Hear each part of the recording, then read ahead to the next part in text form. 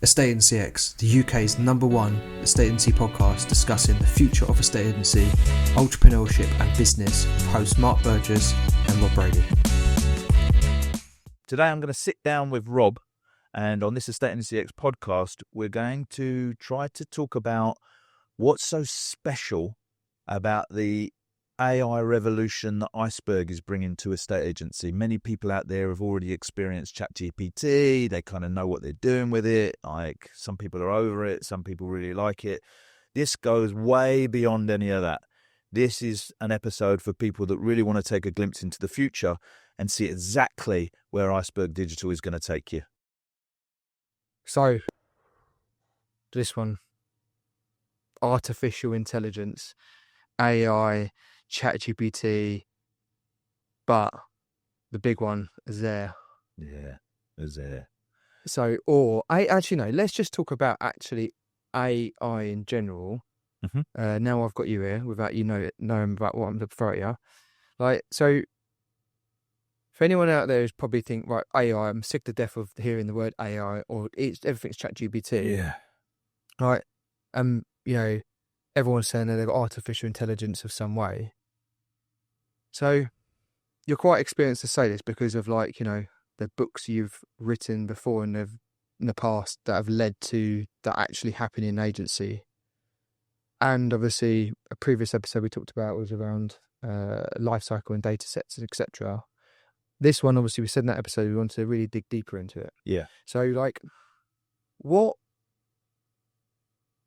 how do you see AI and what probably most people you chat to on a daily basis to actually what you've been working for? Yeah, is a different AI. It makes perfect sense.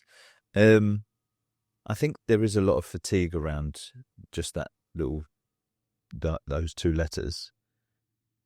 Even myself, when I see something about like AI is going to do this, AI is going to do that, I just almost can't be bothered to read it.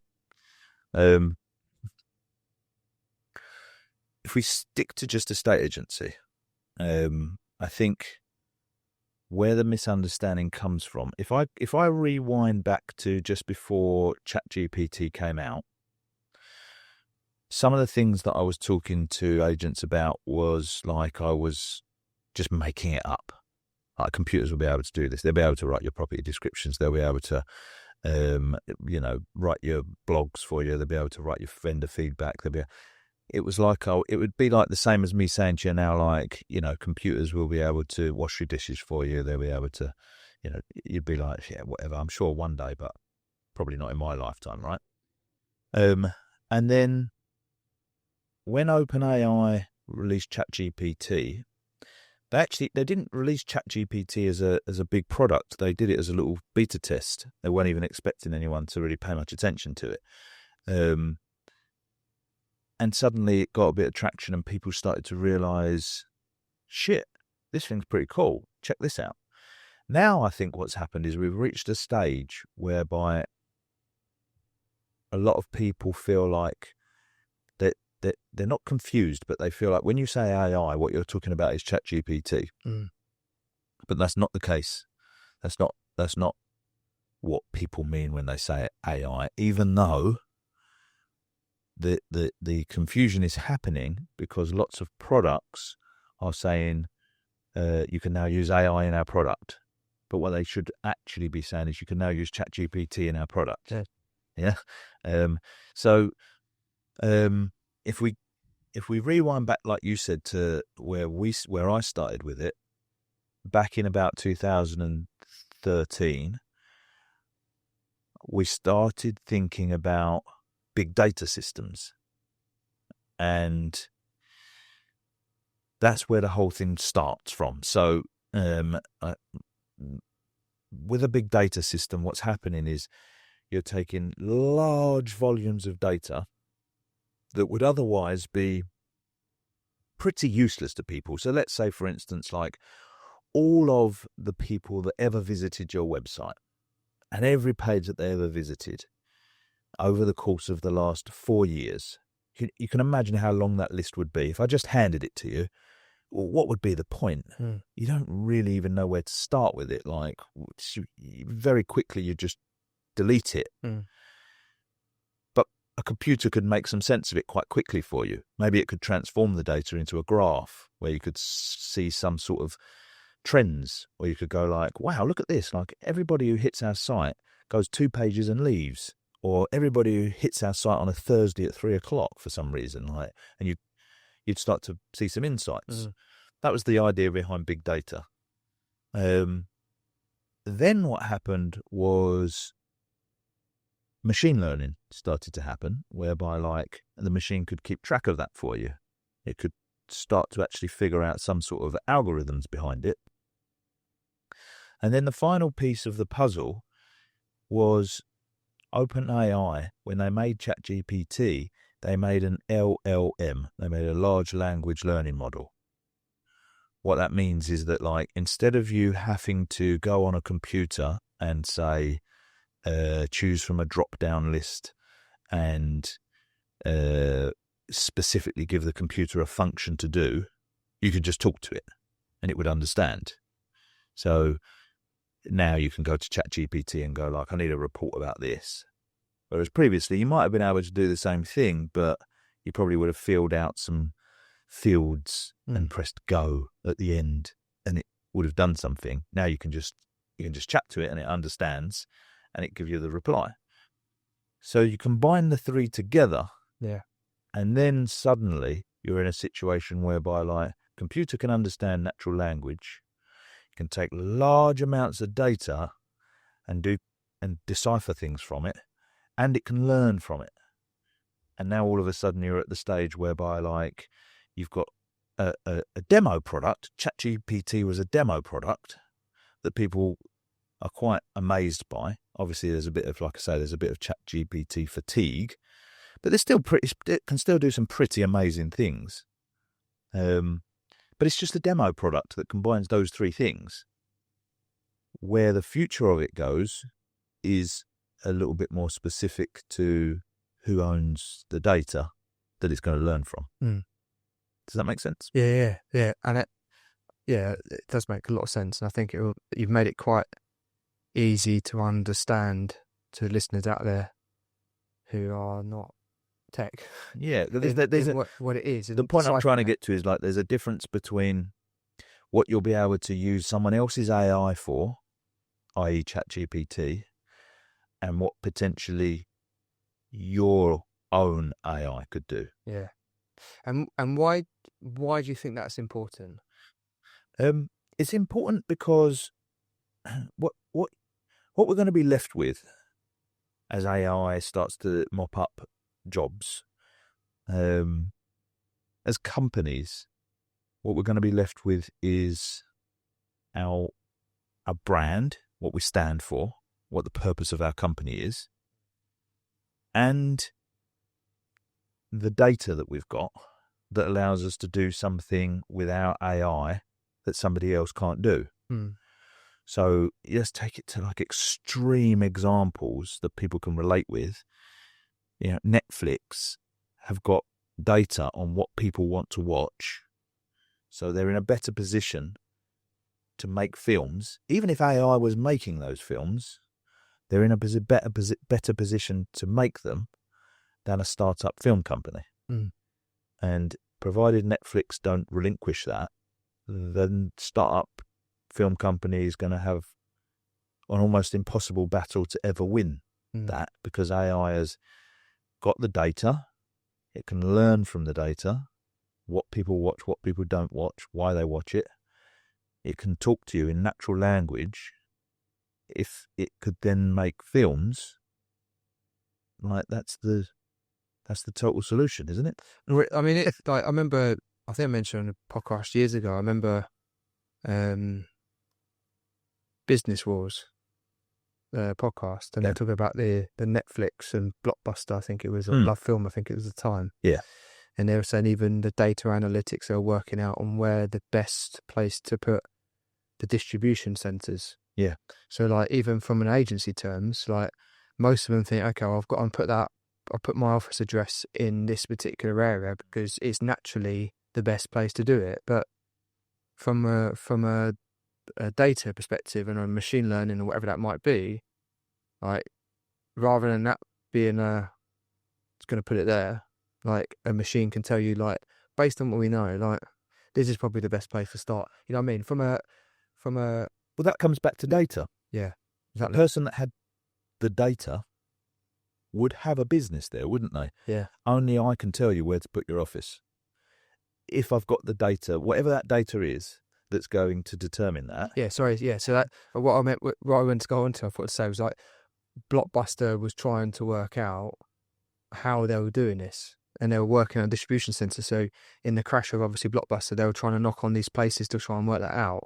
And actually, whilst they thought they were understanding the locations, what they didn't understand was the machine behind it determining Yeah. all the locations. And the same with their online platform. Like, a lot of people think that Netflix made an online platform. Blockbuster thought it was a waste of time. Netflix won. Blockbuster went bust. Blockbuster made an online platform. Yeah, Blockbuster copied Netflix's online platform pixel for pixel. They just didn't realise they were doing big data and machine learning behind it. So it wasn't actually just about the online streaming of movies. It was about serving up the right movies to the right people at the right time, yeah. which was the bit that they hadn't grasped. Okay, so if anyone out there now, they listen to it, they understand the difference between ChatGPT and AI from an easy to listen or watch understanding. So people who own the data is the next important part to it. Mm-hmm. And then you said about big data and small data. So in agency, like I've had it in the past where people used to say to me, I've got big data. Yeah. I've got 50,000 contacts. Mm. But effectively, that's really small data, isn't it? Yeah. Small data, something you can comprehend it yourself. Like, it's not that complicated. Names, email addresses, it's not all that difficult. And really, when you look at it from that, that's like no different than when you migrate from one CRM into a life cycle smart system. You're taking small data, names, email address, and telephone numbers that isn't active. You put it into there, you're layering up something on top of it, and then it's becoming, like you said, bigger data. Big data, because it's like, now we know all the different websites this person just hit a website, or just web done that, pages rather that they visited on your website. There is a crossover somewhere, because obviously, if you think back to before CRMs, estate agents had an applicant box. Big data would have been your applicant box is out of control. Yeah, you need to trim it back to small data, because otherwise you won't be able to see the wood for the trees. So, and it still happens in CRMs. Let's just archive everybody, because this is all getting a bit confusing. But if there was machine learning on it, you wouldn't need to archive anybody, because it would just let the cream rise to the top, if you like. Yeah. You don't need to worry about the rest of the computers looking after it. Yeah, actually, mind, because actually, like, think about the old hot boxes on the desks, the back of the card, Yeah, the name, the children, dog name, locations, random stuff. That would have been like the big data. That makes really someone else got waster written first the front. Yeah, can't afford. That makes a lot of sense. That's helped me actually. So, okay, so big data, small data, and then so now we're getting into let's talk about like AI in agency specific. Yeah, because I think that's important to know that like probably you've listened to on this podcast, and like you probably understand, you have to have some niche or some movement towards some particular data sets you want to work with to then refine that process, rather than just being OpenAI or ChatGPT that just anyone can use, and then you wonder why it doesn't bespoke into some of the stuff you wanted to do. So AI technology for estate agents was what we released at the summit. Iceberg stands for, yeah. So explain that a little bit more. Than why have we changed? Yeah, so Iceberg has always had a strapline of modernising the property industry, which made perfect sense for us. We came along in 2009, and we were the first company to bring digital magazines into the industry. Shortly after that, we were the first company to bring electronic market appraisal presentations into the industry, the ones whereby like you can see when the sellers are looking at them, and we were the first people to bring full marketing automation systems into the industry. So our general kind of purpose, if you like, was modernising the property industry. But it wasn't specific because we had various different products that we were using to do it. Now, all of that has come together for artificial intelligence for us. As I say, over the course of the last 9 years, we've been working on big data systems for this particular moment. And so I'm pretty confident that we're at least 5 years ahead of anybody else in terms of being able to deliver the type of AI technology that we're talking about for estate agents. I'm not talking about whether we're the only people that will be able to say you can use AI inside our system. As I said, like if you're talking about ChatGPT or similar products, I'm talking about the specific types of things that we're saying that we'll be able to do with our agents and artificial intelligence. So Iceberg as a company is now leading the way globally for real estate or estate agents in artificial intelligence. And we have various products underneath that. We have Uzair 2.0, which obviously you'll talk about. We have Lifecycle, we have Neuron, and I'm sure over time there'll be others. So a question that came to me when you were just saying that, which I say, we previously spoke on an episode talking about, how you have the transitions that happen with technology. Mm-hmm. And what I've noticed is like AI is speed of light compared to some of the other stuff coming through. Yeah. So like you just said there, like we had social media digital marketing, and that was like a slow evolution into that space as the world adjusted to that. What I've noticed is the world's having to adjust to AI quite quickly. Yeah. So saying that we're like 5 years ahead, really, when you look at it, we're actually being able to keep up with the world rather than, in some ways, being able to be in an industry where we're a bit of a laggard, but some of the rest of the world is still doing that. No different than when we saw COVID came along and we had to change all of our ways of working. Some agents did it quite well. Some agents were like, it's disastrous for them. So do you see, like, as we go in maybe the next 1, 2, 3 years, that being a quicker need to transition into this than maybe, like something that social media has still been around 10 years and some people are still going to adopt into it in the industry?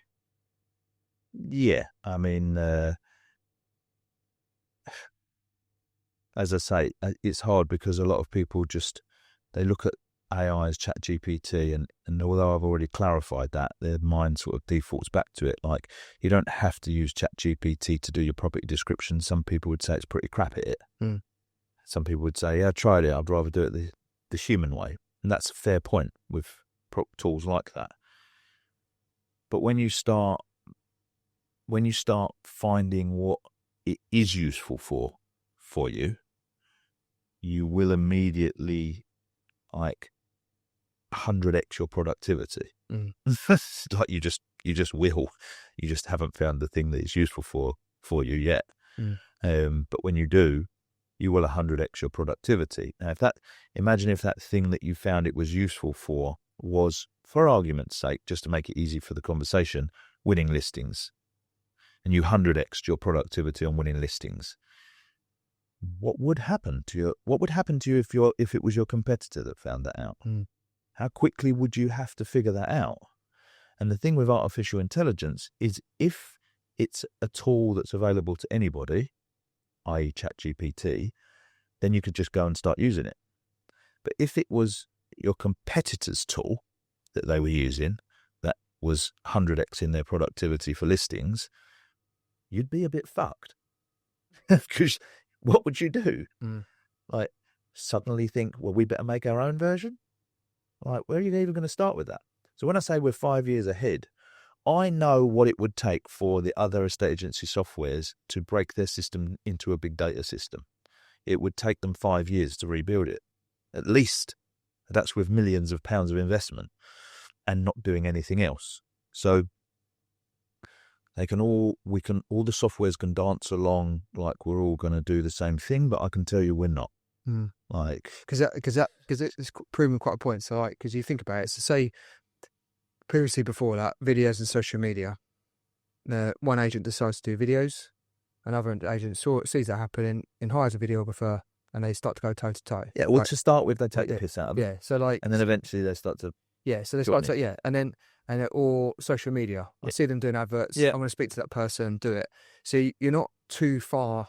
No, because you're using Facebook's algorithm, using Facebook's data. Or you're using a videographer. Yeah, and even if somebody's they've now got like 10,000 followers on their Facebook page, it doesn't make that much of a difference when it comes to running adverts. Yeah.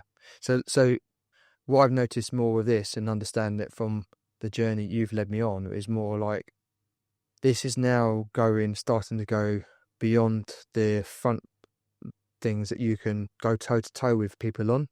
And I think that, like most of the agents I speak to, they always get worried about, that person's going to just copy that and they copy that. But this might be seen on the front end, a bit like let's just start with something like Neuron, for example. You do a website, someone else likes your website, they can rip it off if they want to. You know what I mean? Not word for word, but they can rip it off pretty much the same layout. In most cases, you can get free websites from most providers and say, yeah, it's free, and it's just templated. Just a website. So then you all look the same. Yeah. Or just a business. You do an amazing website and someone just nicks it. You think, all that time spent designing it, someone's nicked it. Yeah. How, with AI, how is that different from someone using an AI-based website to a normal website? So our Neuron websites are scanning through all of the data that you've got on people. So if we go back to that whole hotbox thing, whereby like you've got too many people, throw half them away, or estate agency software whereby like half the people in this database are totally useless to us, let's just get them out of the way. There's no need to do that in a life cycle system. You keep everybody, and the computer keeps track of them, keeps track of what they're doing on your website. If they're back, what they've been reading, puts content in front of them, it nurtures them, and then it just makes the cream rise to the top, right, for you to go and get listings and viewings and stuff. But all the data's still there. So when you have a Neuron website, what happens is as soon as somebody hits your website, Neuron has a very quick look to see if that person's ever been in your database at any point. And if they did, what did they do? Did they do an instant valuation? If so, where do they live? Did they do a market appraisal? If so, what's the status of it? Are they on the market with anybody else? Have they registered looking for property? Are they a tenant? Are they a buyer? Are they a landlord? It looks so fast that you couldn't even blink in the time that it does it. And before the page even loads, it rebuilds the website based on what it knows about that person. So if the person is, for instance, somebody that has had a market appraisal and hasn't yet decided which agent they're going to go with, at the top of the page, instead of them seeing maybe a property search, they're seeing 5-star testimonials about how great this agent is to work with when selling your property. It even knows to put the right reviews in front of them for the right type of person they are. If that person is on the market with another agent, maybe it shows them the standard website, but there's a banner on the right-hand side saying what to do if you're not happy with your agent, download our guide. So it knows what to put in front of the right people, but it can only know what to put in front of the right people based on your data. So that's where it starts to get different. So I could also get a Neuron website, and you've got a Neuron website, and I might have even copied your design, but my website's not working like your website because you've got 50,000 people in it, and I've got 10 people. And so like the whole point of it isn't just, well, let's see who's got the best website. There's so much content out there at the moment.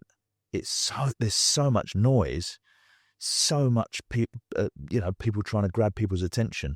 To cut through all that noise, it needs to really resonate with the person, whatever they're seeing, doesn't it? And that's what a Neuron website is designed to do. It's not designed to just look amazing. It's designed to cut through the noise where the person lands and goes like, it just seems like these are the people for us. Yeah, so if we're going by what you explained there, like you could take a Neuron website, someone could go and look at that and go, I like to look at that because of how the process we go through actually making the website look, not just from a technological side, like how do we make them sing as an agent? How do we bring that out of them? Someone could go along, I like all of that, and they could just say to a website designer, can you go and build it out? Yeah. What they don't realise is there could be like 16, 17, 20 different versions underneath of that. Yeah. That you might only see actually a Just version saw the main homepage, or you might be in their system because you're stalking them. You think, I think David Lindley somewhere, the CEO of By Design, if you look through his LinkedIn, through his old posts somewhere way back when we were building his Neuron website, shared an image of, he's got like, I think it was like 32 different homepages. Yeah. Obviously you're only going to see one of them. And that's the difference. Like when you think about what the original part was getting understand, like that's where all of a sudden it's just, you start to not only just be completely different in your marketplace, but imagine trying to replicate that.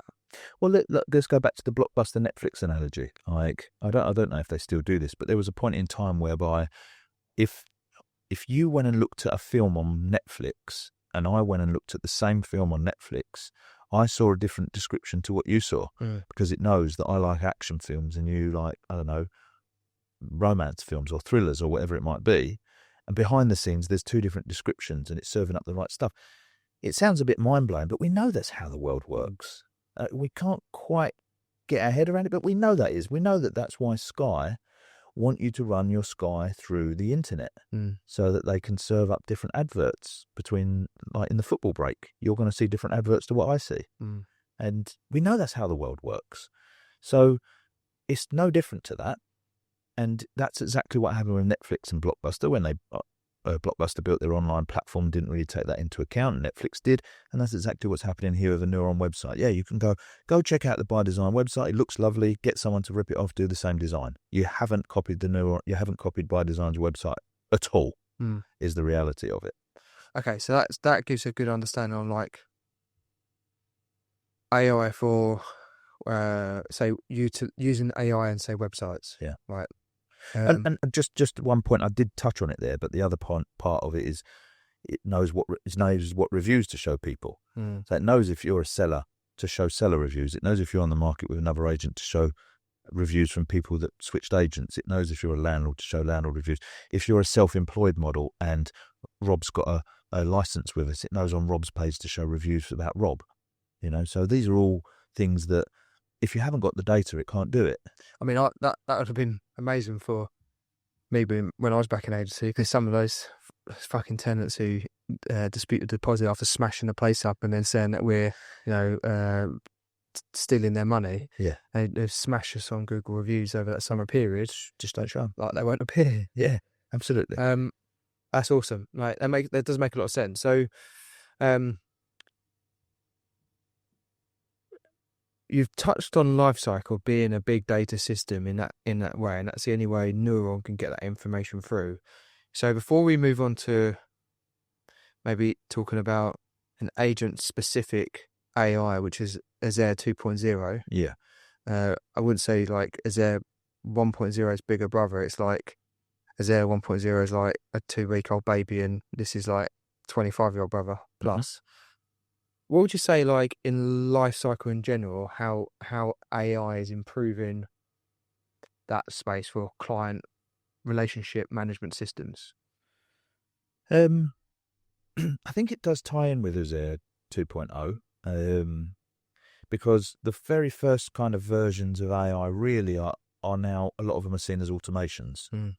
But either way, automations, AI, whatever way you look at it, the point is it's supposed to be having the same effect as, say, a tractor over somebody raking the field manually. And estate agents do a lot of raking the fields manually.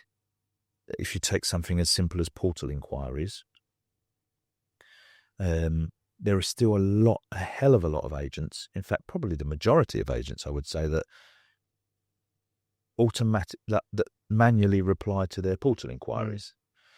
Now, on sales, it's not too bad as a time saver, depending on how many properties you've got on the market. On lettings, it's ridiculous. But either way, whether it's sales or lettings, it's still a bit all ridiculous because it's not necessary. Because all that's going to happen is you're going to say the same thing every single time. I know that, no, we like to build rapport and stuff. I know you can have a proper conversation with somebody, but to start with, there's going to be the first initial set of questions, isn't there? I'd like to see that property, please. Now, you could just go, great, we'll take you on Tuesday. That might be probably pretty much a waste of everybody's time. I doubt whether there's many business owners that would like it to be working that way. They'd probably, ideally, first of all, like a conversation to take place about that person's circumstances. And as much as we'd like to think that that happens, it doesn't happen 100% of the time. Realistically, it probably doesn't even happen 50% of the time. Yeah. You'd probably be lucky if it's happening 10% of the time. But what we would like to happen is we'd like a nice conversation whereby I can speak to the person, find out their circumstances, find out a bit more about what they're looking for, just get a bit of an understanding of it, make them feel a little bit like we understand their problem, and then take them out to see the house and maybe take them to see some others at the same time. If it even turns out that they're in a position where they can buy a house. If not, maybe they need to talk to the mortgage advisor, or maybe they need to look at renting. I don't know. Whatever it is, we don't want to be wasting too much time. So that conversation can happen automatically. And I know that people might then think like, yeah, no, but then we're going to lose the rapport. No, I'm not saying you're not going to call them afterwards. But you're going to call them about the answers to the questions. Yeah. As opposed to calling them, trying to get the answers to the questions. They tell you to fuck off. You end up going and doing a viewing with somebody that like can't buy the house anyway. It draws an interesting one. The videographer that we used for some of our events, I put something in a WhatsApp group the other day, and a couple of clients have actually just messaged me through and said, "Oh, here's the link," and he said what an experience is different because, like him as a client, cash buyer, looking to invest in properties, flip them, sell them on to the agent. So he wants to start a relationship with a client, and he was getting frustrated because obviously he doesn't live local to the areas he wants to go within. Yeah. He's reliant on Rightmove. Yeah. Because he said, I'll keep trying to make inquiries to the agents, and they're just like registering to the database, but he said, I'm not getting anything from them. No, of course not. So, like, from the simplest terms, he loved the idea, although he's come to some of our events, he loved the idea of actually being a client of our clients. Yeah. Potential prospect of our clients. Like, I just literally, agent sent me a load of links and sent it to him. I was like, right, this one's in Derby. Register details of Derby, this one's Nottingham. He's like, oh, this is amazing. He said so, and he was like sending me messages automatically saying, I've just see this property they've just sent me yesterday, and that's not even on Rightmove. How cool is this? Yeah. So like, but that's another automation. It's another automation. So people register themselves automatically. They tell you all their circumstances. You can have a manual conversation with them with the cream that's risen to the top. Even if you can't get through, the machine has now started to learn who they are and what they're about, and it can start putting the right content in front of them, nurturing them towards having a valuation, getting a mortgage, whatever it might be. The system also knows what they're looking for, and it will do the matching automatically and send them the right properties at the right times. There's no more of a manual process in there. There's no more sending houses to people that are looking for flats or any of that sort of stuff. You start to become useful to these people, and your team can just be more efficient. If you take it on another step beyond that, so that's what you can do at the moment.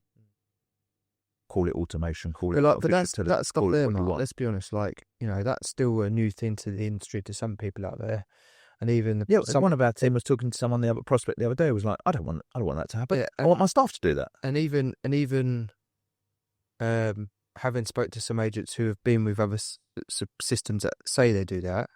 And when they come to us, they're like, oh my God, actually, someone can actually register into particular streets. Yeah. It's just seen as a mind-blowing thing. But even from a baseline level, this was being done in 2016 behind the scenes, 17, 18 behind the scenes, and even before Lifecycle existed, in people being able to have that autoresponder, register, qualify themselves to some capacity. Yeah. And go on the right nurture. And then go on the right nurture strategies and stuff like that through some marketing. But it wasn't done for the end feature of like, wow, look at that, you can register. It was being done because we were building a big data system. Yeah, exactly. We knew that we would need this information in certain silos rather than just a notes field that someone has filled out saying, this is what this person's looking for. Yeah. So that sort of stuff you can do now. But if you start moving forward with it, where does AI come into it? Well, like we said, AI, we've all experienced now, AI can understand natural language. So AI can reply to the reply with objectives. like the person on the other end wouldn't know that they weren't dealing with a person. The AI only needs to know the objectives. And then you might go, oh no, but it uses Zs and it uses American terms and it uses all of that. And we'll come to that as well. But just go with me on it. If it can understand the conversation, and we know that if somebody's got a house to sell, our objective is to get a valuation. If somebody's got a house to sell in our area, our objective is to get a valuation. If somebody needs a mortgage, our objective is to get a mortgage appointment. It can do that for you. Like it can start to actually take care of the second layer of conversation as well. It can book the viewing for you. Why not? I mean, like, you've only got to know what the rules are around your viewings. Yeah. There are certain companies that are saying they do it at the moment. Some agents are quite happy with it. Some agents think it's awful, but it's not going to be a rocket science problem to solve. And so whilst I realise that some estate agents might want to cling on to that and go like, blimey, you're going to take all the humanness out of estate agency. You're not going to take all the humanness out of estate agency. Just like, I don't know, it's just an evolution. It's like I say, it's no different to raking the fields. Like, what are you going to do? Just continue to rake the field so that people have a job? The guy with the tractor is going to beat you. He's going to put you out of business. Well, even like a simple one, like my barber, he had an online form he booked in. He said, actually, just that simplest terms. He said he used to obviously have to wait, message, WhatsApp people back, call people back, email people back. Calls were trying to come in. He was cutting hair. And he actually said, my demand levels went up when I started to create an automated booking system in. Yeah. And he just said, and that then enabled me more efficiencies to cut more hair. Yeah. So he said, and whilst at the time I used to think it was quite nice arranging that to get that initial conversation and flow going, he said, I'd rather just people book in and then I'll have that while sat in the chair cutting the hair and making it more efficient. Well, the softwares that I look at the moment that allow people to automatically book a viewing into your calendar, they don't allow people to fully register into a system. So it's like that barber letting people book into his calendar that don't want a haircut. Yeah. Or that can't have a haircut for some reason. Or he's gone like, I think he's got one that's like skin fade. Yeah. Or like he had different cuts and exactly. turn up. So like, it's nice. Yeah, you've made a nice automation where people can book into your viewings. But all you've done is you've taken the inefficient way you used to do it, whereby people could book in for a viewing with no qualification. Yeah. Turned it into a technical way of people now booking in for a viewing with no qualification. Like, so now you're still running around doing viewings for people that you wish like you'd never turned up for. And when you put it like you were saying about originally go back to the letting side to it, yeah, fuck me, that would have been hell. Like, I would have never, as an agent, wanted. Can you imagine? Like, I used to say to people, we used to say like, right, when we go live with this property, it's next Thursday between this time slot. There's only going to be X amount of people, so you've got to qualify those people. And when the port inquiries come through, we've got to find those people, and that would be a manual process to work through who actually was good.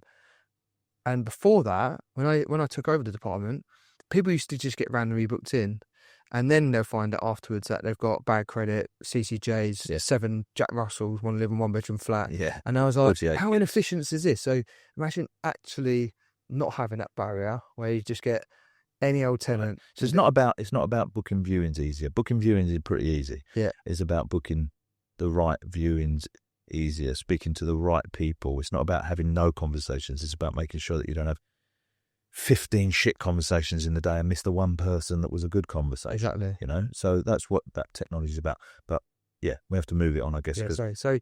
So now obviously, like, we look at automations and start to look at how automations data, big data, small data can start to change stuff. And then so it'd be wise to move on from, like, anyone listening out there's probably understands how life cycle works if you're a listener of that. And we've got episodes you can actually probably dissect into a bit more. So Azure 2.0. Yeah. So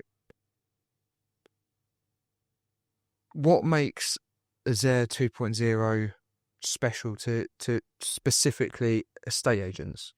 So she knows, if you think about the layers of data that would be required for artificial intelligence, if you go to ChatGPT, which I keep using as a reference because most people are familiar with it, and asked it to write you a property description and gave it a few pointers, it could do a decent job. Maybe not exactly what you wanted, but with a bit of editing, you'd have saved yourself a bit of time. If you went back to ChatGPT later that day and asked it to write a property description again and gave it the same pointers, it'd probably do another decent job, but it'd probably write something completely different to the first time. And there's ways that you could affect that by, working with ChatGPT and, putting some, saving some conversations and all of that sort of stuff. But ultimately, there are certain things that ChatGPT hasn't had access to data-wise that which is making it a bit frustrating for you. So what Azure has had done, Azure 2.0, is she has thousands and thousands and thousands of words that she has read about how a estate agency works, the ins and outs, all of the little things that estate agents know, like why price reductions are good, why price reductions are bad, how to get price reductions, like how not to get price reductions, why it could be good that you've overvalued something, why it could be bad that you've overvalued something, like how we work out our percentage of asking price that we've managed to achieve. All of these different things, like, why some people call it a valuation, why some people call it a market appraisal, all of that stuff. What's a good offer, what's a bad offer, what's a proceedable person, what's a non-proceedable person. Like, ChatGPT doesn't know any of that stuff. So Azure knows estate agency better than you, right? It knows estate agency inside out, everything that some of the best trainers in the industry know, everything that, like, you would teach a junior, everything. It knows estate agency inside out. And that's the starting point. It doesn't know anything about how a London bus works, for instance. So if you ask ChatGPT how a London bus worked, it might be able to give you some answers on that. Azure wouldn't be able to do that. Azure hasn't been taught anything about London buses, been taught everything about estate agency. So that's the starting point. So then what you've got is you've got the data that sits inside estate agents' systems. Now, if they decide that they're not bothered about this conversation and they just let AI run away with itself, someone like OpenRent, Rightmove, Zoopla would have data whereby they could make some useful artificial intelligence tools for estate agents. But they'd be back in the same boat whereby, like, estate agent A can use it and estate agent B can use it, and it's no different to estate agency A than it is for estate agency B, and so it's not really an advantage. It's just an extra cost. But if the estate agent was to actually have a way of building their own Azure with their own data, what would happen now is Azure knows everything about estate agency inside out, and then you put your 50,000 contacts into Azure, and everything that's ever happened inside your database back to the beginning of time, since you had a big data system. So every viewing you ever did, every bit of viewing feedback that was ever given, every person that ever made a Rightmove inquiry, every person that ever registered, every person that ever had a market appraisal, every person that ever did an instant valuation, every person that ever visited your website, what pages on your website they visited, every person that ever made an offer, whether it was accepted, how every bit of sales progression went, everything you can think of, everything that's on the market, everything that's been on the market for more than 6 weeks, everything, everywhere, you gave it all that data as well. And then, because it's large language learning, it can understand your normal speech. You said to it, how many properties did we complete on last year where the inquiry came from Rightmove? It would just tell you. Like, again, it's big data. Imagine how long it'd take you to work that out. If you said, like, how many properties have we got on the market that have been live for more than 6 weeks but haven't had a price reduction? This many. How many properties have we got that have been live for more than a week but are not yet being advertised on Rightmove? This many. Like, what? Why are they not being advertised on Rightmove? How many properties have we got currently? Like, if once you say put in property management information in there, which landlord is the biggest problem to us? Like this one, all of these properties cause the most amount of reports. Which of my valuers has the most price reductions? Which of my valuers has the least amount of price reductions? Which of my valuers has the best percentage of asking price? Which one has the worst percentage of asking price? Which of my people goes out on the most viewings but sells the least amount of houses? Can you see any trends around viewing appointments? Yeah, it seems like Jack always does a viewing appointment at 4:00 on a Friday that always seems to get cancelled. It knows. It knows all that. And so then what happens is what Uzair knows about estate agency, the ins and outs of it, might not align with the way you see estate agency. So now you can teach Uzair. You can say, I know you like to work out this particular statistic this way, but I don't agree with that. So I'd like you to work it out this way from now on, please. And Uzair will go, okay, no problem. So now we've got various layers. So because of that, I can say, and this is what we stand for as a company. And this is who we are. And this is our brand. And this is our voice. And this is our unique selling points. And this is our procedures. This is how we do things around here. This is our HR procedures. This is the background of all of our team. This is how the company was founded. This is anything else that you can think of that actually makes you a unique business. So now you've got lots of layers going on there. You've got Uzair knows everything about estate agency inside out. It knows every blog you've ever written, every property description you've ever done, every person that's ever been in your database and what you've ever done with them.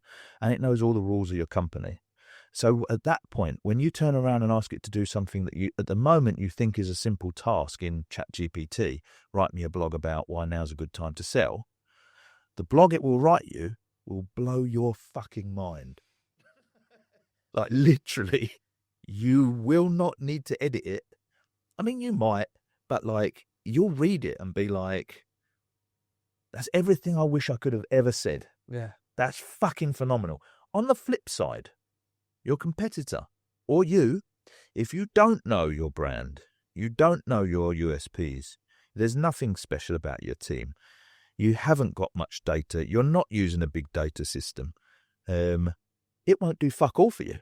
It will do what ChatGPT would do for you. Maybe it'll just understand a bit more about estate agency. So it's not that AI is going to take over the world. It's just going to make you incredibly more productive. And once you start to get away with it, once you start to, not get away with it, run away with it, you can't be caught. You know, we've got a client up in Hull who's got 10 offices, and he's been using our big data systems now for 4 years. Like, there's no way anyone's going to catch this guy. He's already out of sight. They don't even know it's coming.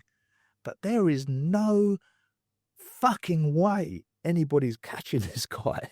Like, he's going to get to the stage whereby, like, there's no point in him even using Rightmove. Like, if somebody wants a house in that area, they're going to have to use him.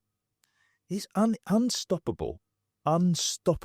Like, as he starts to build on it, and as that computer starts to learn, and as he starts to customize it, and so on and so forth, unstoppable. I am. The inner agent just got me excited. Just even when you briefly said about how much money I've earned from Rightmove in the last 12 months. Simple terms like that. And like you said, it's so basic. You wouldn't base it, but you still like. But basic for Uzair is what I mean. Like, basic, we will get to the stage with Uzair in the very, very near future, whereby you can literally just say, like, Uzair knows everything that's on the market. It knows the address of everything on the market. It knows what's happening with it, why it should be on the market with you, what buyers you've got that match, what you've sold around there recently, your success stories, how much percentage of asking price you've achieved. It knows what's just lost its buyer, what's had a price reduction. It knows who's likely to come on the market, who's just had a divorce, who's splitting up, who's had kids, who's run out of bedroom space. It knows all of that. It knows everything that's ever happened. It knows everything about estate agency. So you will be able to get to the stage in the very, very near future where you can just go see what sort of market appraisals you can drum up for me this week. Let me know at the end of the week. Like, it sounds ridiculous, but it's months away. It's not years away. And like, when we spoke at the start about, like, you know, social media revolution, all that, you can sort of take your time, get involved whenever, do a bit of video, don't do a bit of video. This isn't going to be like that. Because I think that's where, like, you know, when we talked about for quite a few years, like the whole acquisition of data, you know, you could get away with still trying to find the low hanging fruit out there. But like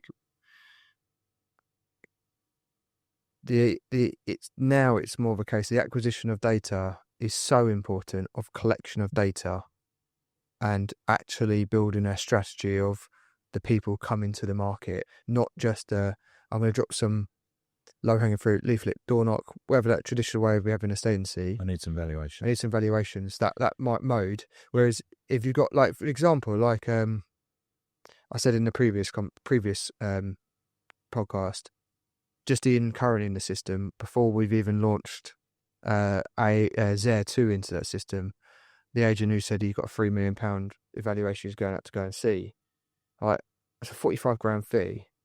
They're not having anyone else out there. Yeah, no one knows it. Down through artificial intelligence. No one even knew no one even knows that person exists right now, and that's just even a baseline there.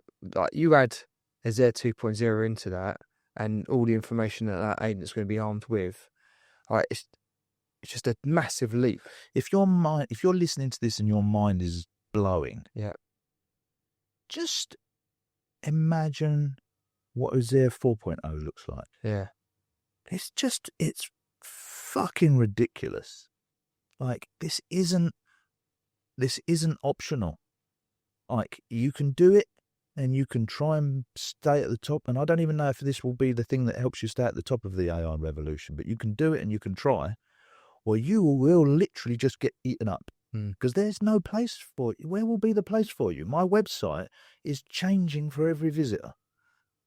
It knows who's just had a divorce and why they should be putting their house on the market with us. Like, we're not talking about being able to track your fucking mileage. You know, we're talking about tracking your fucking customers. Like, it's we're talking about a different world here. We're not talking about one whereby you do the basics better. We're talking about one whereby, like, you change the whole fucking way you work or you get eaten by the lion. Like, it's really as simple as that. This isn't something that's going to gradually happen. This already exists. We're already beta testing it. It's not a dream. This is already happening. So, like, for people that are sitting there thinking to themselves, "Oh, I'm a bit fatigued with AI. Yeah, I've used ChatGPT. It wasn't great, to be honest." Like, you're not even on the right playing field. And lastly on this, you're probably going to shoot me for telling you this, for saying that. Having the knowledge of us understanding this, most people try and use ChatGPT or try and search and try and find out how to do this. So not only we've written the rules of how this can work for agents, but then when it comes to that training of the AI, we're I think, what was it Darren Cope said? What was that quote he said about us the other day? He said something like, "Iceberg's not a prop tech supplier, it's a guiding light into the future of a state agency," or something like that. Yeah, so like we are going to be working with our clients in helping them understand how to train AI. And workshops and stuff like that. So it's not like you have to do it alone. No, I understand. Like, a lot of people are listening to this going, "That sounds amazing, but I still can't get my head around it." Don't worry. Yeah. You don't need to get your head around it. Just like you didn't need to get your head around big data or automations or any of that stuff that we said before, and we helped our clients go through it. If they come with us on this one, we'll take them through this one as well. We'll show you how to build an AI. We'll show you how to customize yours there. Like, it will be a collaboration. Show you how to maximize that data. I'll show you how to do it all. Yeah. You know, you're the expert at that. People work with you, and, like, you show them how they're going to use it inside their business. Like, they don't have to be scared about it. One thing I said at the summit, which I just want to reiterate to people, is, like, AI is a scary thing. You know, it is going to lead to some terrible things happening in the world. Like, there's no doubt in my mind about that. Computers have bugs, and the last person you want to have a bug is the AI that's, you know, your policeman, for instance. But I likened it to electricity. You couldn't run your business without electricity now. It'd just be impossible. So when electricity come along, it must have been incredibly scary as well. You could die from touching it. And it's used to create weapons of mass destruction. But it also saves millions of lives around the world. It's, responsible for helping us in unimaginable ways. The fact that you use electricity to boil the kettle and, send emails doesn't contribute to weapons of mass destruction. Mm. And the fact that you're going to use AI to make your business more efficient is not going to be the reason that AI becomes a Terminator. Yeah. Right? It's going to happen either way. So you just need to think about it in its own right, rather than like, well, I just don't want to be involved in this AI thing. It's like saying I don't want to be involved in this electricity thing. I'm going to live by candlelight in a cold room because I don't believe that people should use electricity to make, machine guns. Mm. So you just need to put it into context. Like, this is happening with or without you. And the last point on that, actually, you actually pulled it back through on Monday, actually, our first sales performance workshop for EAX. And so I won't mention the agency's name that we discussed about, but you were saying that you went and saw someone back just as the iPhone came through. And they were quite a large, massive agency group. And you said you remembered pulling out his Nokia phone saying, you think digital magazines, people are going to be watching... people are going to read books and magazines. Read books and magazines on this. Yeah, newspapers. Highly unlikely. Yeah. And at the time, you were releasing the industry's first digital magazines that ever came through. And even now, a couple of years, even a year later, even now, I see people saying, got his digital magazine, which is like a revolutionary thing. Yeah. So anyone listening out there, like, I just want to reinforce. I remember sitting down with you back in... workout pause in this. Yeah. I remember sitting down with you in like 2000 and wherever it was 16, 17, 18 when I met you. Yeah. And you told me this was happening. And you explained to me, and I've gone on that journey purely because I see it unfold. And I remember the summit we spoke about before, that was like the pinnacle of actually the rocky journey you'd gone through, of the misunderstanding of like, well, none of this is happening, is now coming through. Like, if anyone's listening out there who thinks actually I'd mind exploring this a bit more, like, definitely just get in touch with us and just we'll simplify it for you. Yeah, absolutely. We'll leave it there before we go into anything more deeper. Yeah, absolutely. Yeah, I mean, we can do more in the future, I guess, if people want to know more about it. As you said, we'll do more workshops. I'm sure we'll do more podcasts on it as Air starts to come out. Many people have asked me when will this come out? Because Air 2.0 will be part of our releases over the course of 2020. What we in 5? So, watch this space. Cheers, Mark. Thanks for listening to this Estate Agency X podcast. Can you make sure that you're actually subscribed to this podcast channel if you liked the content? It helps us massively to get better guests, and it just helps us generally. So you might think you're subscribed, but just have a double check, whatever your podcast platform of preference is, that you're actually subscribed, and then that way we can continue to grow the channel and get better and better guests for you.